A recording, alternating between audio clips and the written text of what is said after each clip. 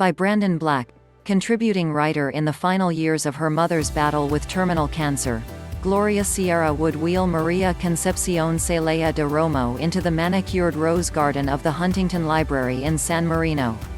However fleeting, there was solace in its beauty.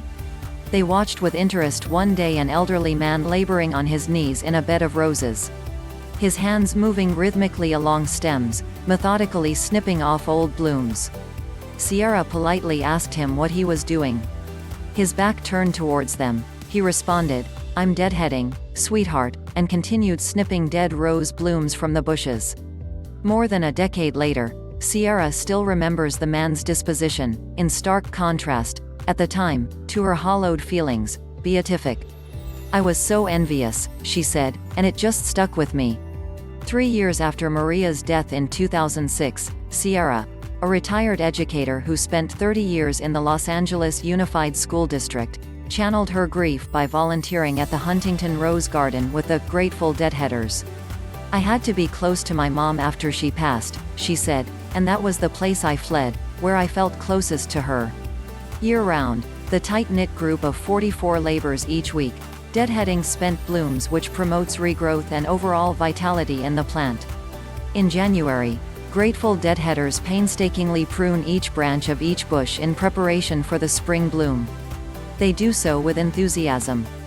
It's satisfying, too, to take a bush that has grown enormous over the year and cut it back to its essential structure and know that it will be gorgeous in a few more months, said Cynthia Conant, who began volunteering in 2015. The group takes its name from volunteers at the City of San Jose Municipal Rose Garden, said Tom Carruth, the Huntington's Rose Collections curator. In 2007 and 2008, facing budget cuts and a dilapidated garden, the City of San Jose opted to remove the 5-and-a-half-acre garden. Hundreds of volunteers stepped up to revitalize the decrepit flowers.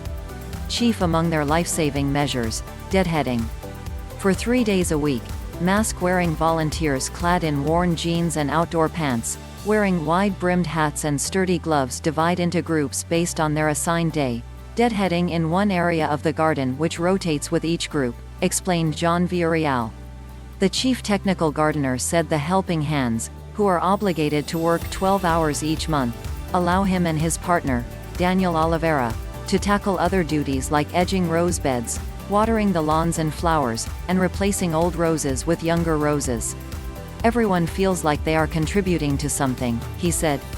An estimated 200-500 roses, more than 100-300 cultivated varieties, are planted throughout the 3-acre rose garden, with perfumed roses deliberately located near the entrance. The season's first blooms are just now reaching their climax.